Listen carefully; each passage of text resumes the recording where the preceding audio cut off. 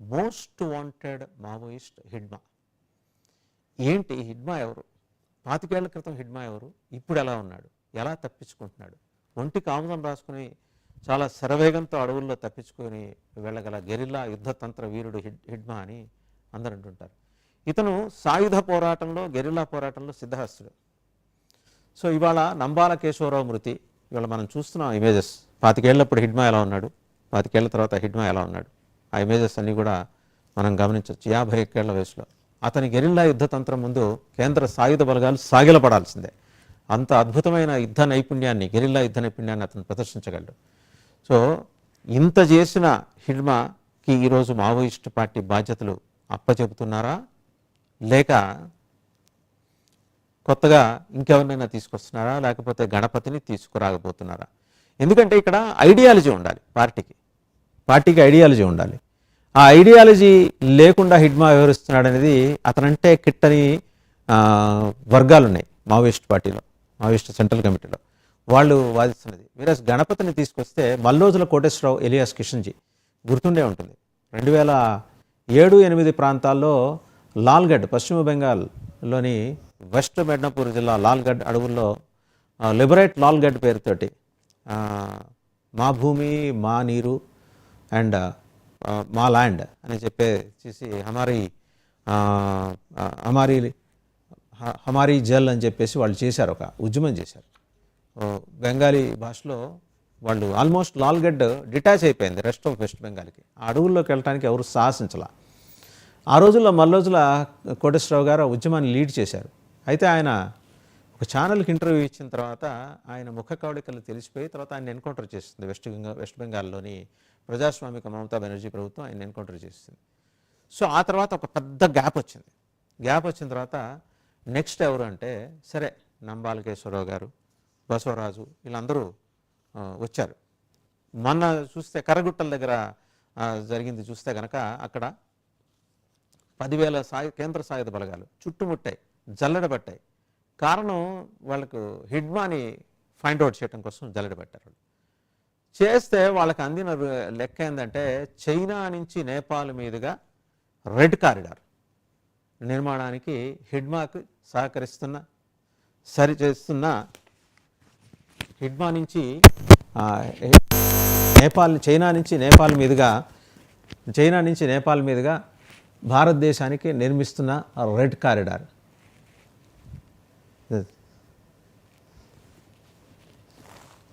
So దానికి సంబంధించి కూడా ఒక పెద్ద ప్రయత్నం అయితే జరుగుతోంది అక్కడ.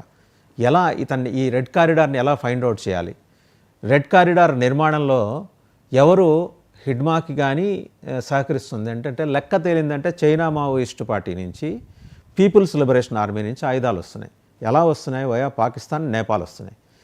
సో అక్కడి నుంచి నేపాల్ మీదుగా ఎవరు తీసుకొస్తున్నారు? వయా నేపాల్ నుంచి దాటితే దర్భంగా, అంటే బీహార్ ముఖద్వారం, ద్వార్బంగా అంటారు, బంగ్లాదేశ్ ముఖద్వారం ద్వార్బంగా. అక్కడి నుంచి బీహార్ నుంచి మధ్యప్రదేశ్ నుంచి ఛత్తీస్గఢ్ నుంచి ఇటు ఈ కర్రగుట్టల అడవులు మొత్తం దండకారణ్యంలోకి వచ్చేస్తున్నాయి.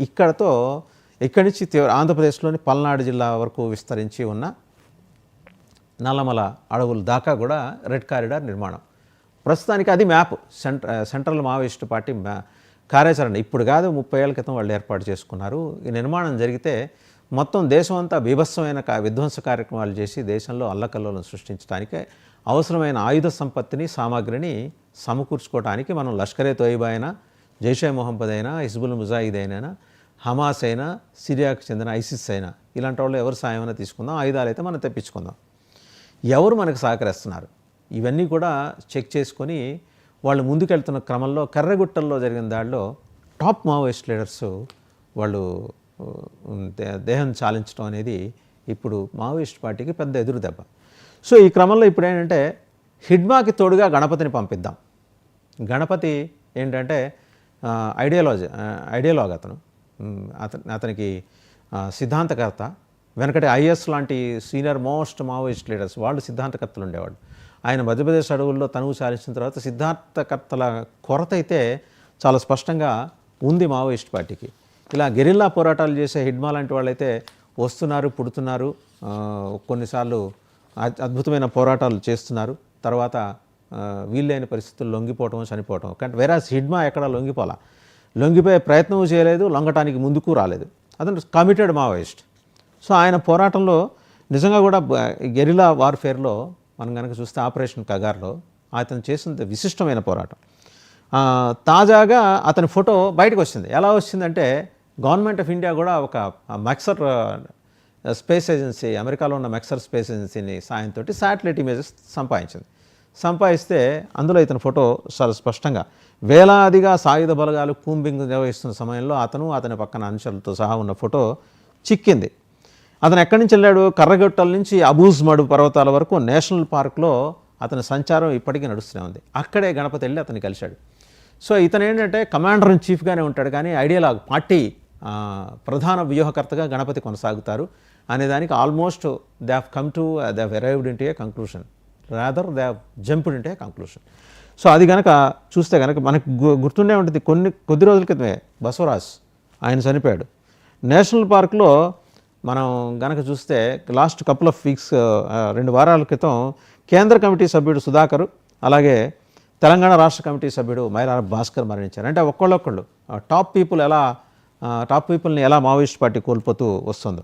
అయితే తెలంగాణ రాష్ట్ర కమిటీతో పాటు హిడ్మా ప్రాతినిధ్యం వహిస్తున్న people's liberation guerrilla army PLGA, దీనికి చైనాలోని పీపుల్స్ లిబరేషన్ ఆర్మీకి కనెక్షన్స్ ఉన్నాయి. ఆ కనెక్షన్స్ ఎస్టాబ్లిష్ చేసింది ఈ శాటిలైట్ ఇమేజెస్, మ్యాక్సర్ ఏజెన్సీ ద్వారా తెప్పించిన శాటిలైట్ ఇమేజెస్ ద్వారా దీన్ని ఎస్టాబ్లిష్ చేశారు. సో వాళ్ళు ఎస్టాబ్లిష్ చేసిన దాన్ని పెట్టామంటే మొదటి బెటాలియన్ నేషనల్ పార్క్లోనే ఉంది. ఎవరిది? People's liberation guerrilla army. అది ఫస్ట్ బెటాలియన్, అందులోనే హిడ్మా ఉన్నాడు. ఆ ఫోటోగ్రాఫే బయటకు వచ్చింది. ఈ బయటకు వచ్చిన తర్వాత అతన్ని ఫాలో అవుతూ మొత్తం గమిస్తే గణపతి వచ్చి అతనితో చేతులు కలిపినట్టు.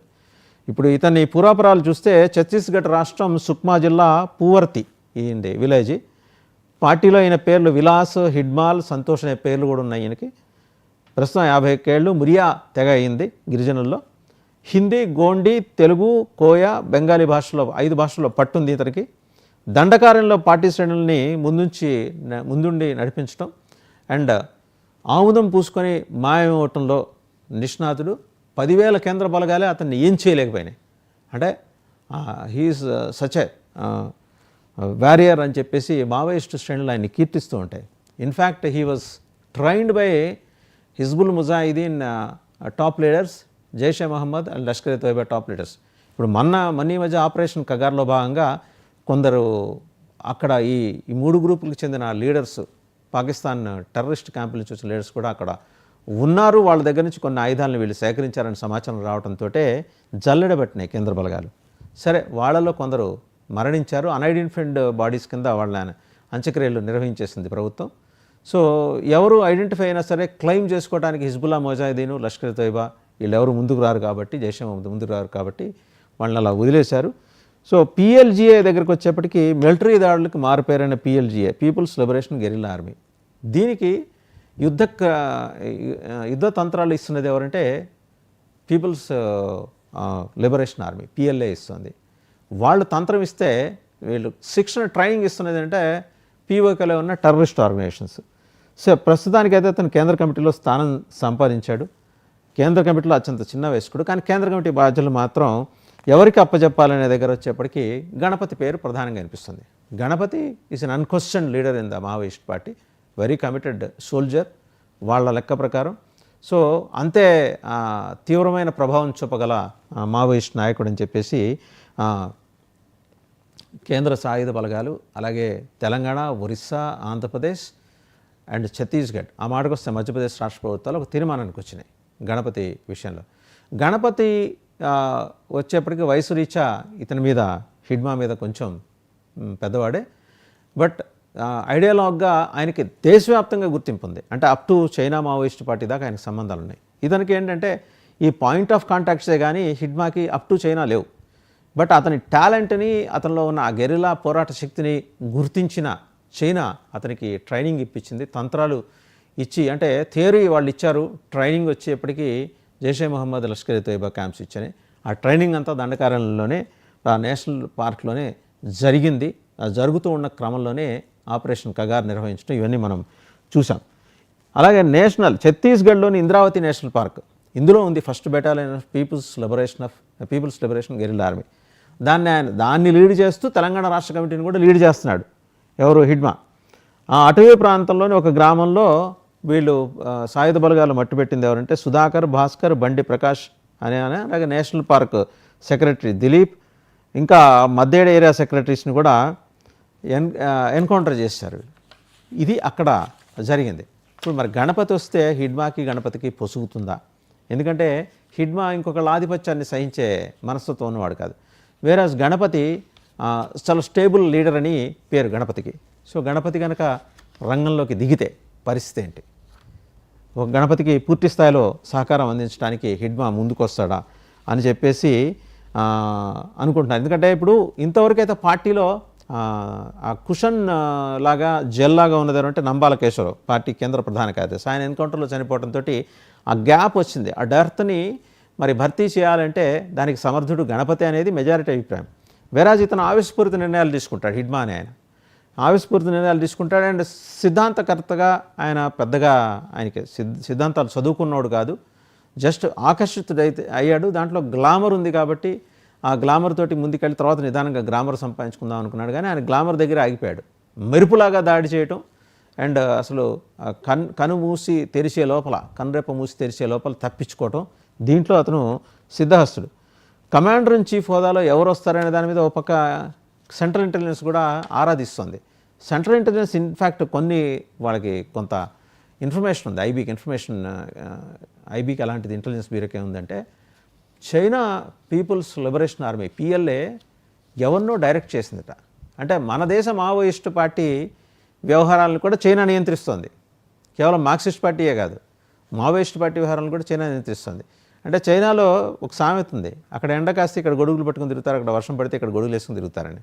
అలాగే ఇక్కడ మావోయిస్టు పార్టీ, మార్క్సిస్ట్ పార్టీ కూడా చైనా నిర్ణయిస్తుంది. ఇక్కడ ఫండింగ్ అక్కడి నుంచి వస్తుంది. ఈరోజు భారతదేశంలో మావోయిస్ట్ పార్టీ ఇవేళకి ఇలా నడుస్తుంది అంటే ఫండింగ్ చైనా నుంచి వస్తుంది. ఆ ఫండింగ్ అది ఎన్రూట్ అయ్యేది వయా పాకిస్తాన్ అండ్ నేపాల్. దారిలో వాళ్ళు 10 రూపాయలు రిలీజ్ చేస్తే వీళ్ళ చేతికి వచ్చేప్పటికి 4 రూపాయలు 5 రూపాయలు మిగులుతుంది. సో ఈరోజు గణపతిని తీసుకొస్తే ఆ లెక్కాపత్రంతో అడుగుతాడు. ఆయన చదువుకున్నాడు, ఆయన గణపతి మొత్తం అడుగుతాడు. హిడ్మా అలా అడగడు. హిడ్మాతో ఉన్న అడ్వాంటేజ్ చైనా పీపుల్స్ లిబరేషన్ ఆర్మీకి అది అడగడు, ఇచ్చింది ఖర్చు పెడతాడు కమిటెడ్గా. వేరాజ్ గణపతి సిస్టమాటిక్ అప్రోచ్లో పార్టీని నడిపిద్దామనే ఆలోచన ఉన్నాడు. ఈ కాన్ఫ్లిక్ట్ అయితే మావోయిస్ట్ పార్టీలో ఉంది. మరి ఎలా అడ్రస్ చేస్తారేంటనేది చూసుకోవాలి. ఇప్పటివరకు అయితే మావోయిస్ట్ పార్టీ 2004లో సిపిఐ మావోయిస్ట్ ఏర్పడితే అందులో 32 మంది సభ్యులు అప్పట్లో ఉన్నారు. 2004లో వరుస ఎన్కౌంటర్లు, సహజ మరణాల నేపథ్యంలో ఈ సంఖ్య తగ్గుతూ వచ్చింది. ఈ ఏడాది జరిగిన ఎన్కౌంటర్లోనే నంబాల కేశవరావు, ప్రయాగ్ మాంఝీ, చలపతి లాంటి కేంద్ర కమిటీ సభ్యులు మృతి చెందారు. సో ప్రస్తుతం కేంద్ర కమిటీలో 17 మంది సభ్యులే ఉన్నారు. 2004 నుంచి గణపతి ఎలియాస్ ముప్పాళ్ల లక్ష్మణరావు పార్టీ ప్రధాన కార్యదర్శిగా వ్యవహరించారు. అనారోగ్య కారణాలతో ఆయన బాధ్యత నుంచి తప్పుకోగానే సెంట్రల్ మిలిటరీ కమిషన్ సిఎంసి బాధ్యతలు చూస్తున్న నంబాల కేశవరావు పార్టీ చీఫ్గా 2018 నవంబర్లో బాధ్యతలు చేపట్టారు. ఆయన ఎన్కౌంటర్ అయ్యారు. సో ఇప్పుడు మళ్ళీ ఎవరిని పెట్టాలి? సిఎంసి కమాండర్గా ఉన్న తిప్పిరి తిరుపతి ఎలియాస్ దేవ్జీకి ఆ బాధ్యతలు అప్పచెప్తారా, లేకపోతే ముప్పాళ్ల లక్ష్మణరావు గణపతి ఎలియాస్ ముప్పాళ్ల లక్ష్మణరావుకి ఇస్తారా అనే దాని మీద అయితే మీమాంస కొనసాగుతుంది. 10 ఏళ్ల కిందట కూడా ఒకసారి పార్టీ చీఫ్ పదవికి తిరుపతి పేరు తెర మీదకి వచ్చింది, కానీ అయితే కార్యరూపం దాల్చలా. ఈసారి కూడా కార్యరూపం దాల్చకపోవచ్చు గణపతి ఎలియాస్ ముప్పాళ్ల లక్ష్మణరావు గారికి. ఇవన్నీ కాకుండా అయితే మరోవైపు కేంద్ర కమిటీ పాలిట్ బ్యూరో సభ్యుడిగా, అధికార ప్రతినిధిగా చాలా బాధ్యతలు నిర్వహించిన మల్లోజుల వేణుగోపాల్, ఇంతకుముందు వెస్ట్ బెంగాల్ అడవుల్లో, లాల్గఢ్ అడవుల్లో చనిపోయిన మల్లోజుల కోటేశ్వరరావు ఎలియాస్ కిషన్జీ సోదరుడైన ఆయన పేరు కూడా వినిపిస్తుంది. సో ఇప్పుడు మిలిటరీ విభాగం కంటే పోలిట్ బ్యూరో సభ్యులకే అవకాశం ఎక్కువ ఇవ్వచ్చు, ఎందుకంటే పార్టీ సంక్షోభంలో ఉంది కాబట్టి. పోలిట్ బ్యూరోకి ఇస్తానంటే ఒక సిస్టమాటిక్ వేలో అది వెళ్తుంది. ఫండింగ్ వచ్చినా దాన్ని ఎలా ఖర్చు పెట్టాలి, ఒక థియరీ ఉంటుంది, తర్వాత ప్రాక్టికల్స్ ఉంటాయి. వేరాజ్ హిడ్మా ఏంటంటే ఆయనకి ఆ థియరీ ప్రాక్టికల్స్ ఇవేం పట్టవు. ఆయన అనుకున్నది చేసుకుంటూ వెళ్ళిపోతుంటాడు. సో మొత్తంగా సెంట్రల్ మిలిటరీ కమిషన్ బాధ్యతలు ఈరోజు మరి నంబాల కేశవరావు స్థానంలో హిడ్మాకి అప్పచెప్తారా, లేకపోతే గణపతికి అప్పచెప్తారా? ఒకవేళ అప్పచెప్పినా పని విభజన ఎలా ఉండబోతుంది? థియరీ, ఫైనాన్షియల్ అడ్మినిస్ట్రేషన్ అంతా, theoretical part, ideology part, financial administration part అంతా ముప్పాళ్ల లక్ష్మణరావు గారు, ఓన్లీ ఈ ఈ దాడులు గెరిల్లా యుద్ధ తంత్రాల పార్ట్ అంతా హిడ్మాకి అప్పచెప్దామని. ఏదైనా వాళ్ళిద్దరి మధ్య సామరస్యం ఉంది కాబట్టి పెద్దగా ఇబ్బందులు రాకపోవచ్చు అంటున్నారు. ఇది మావోయిస్ట్ పార్టీ కథ.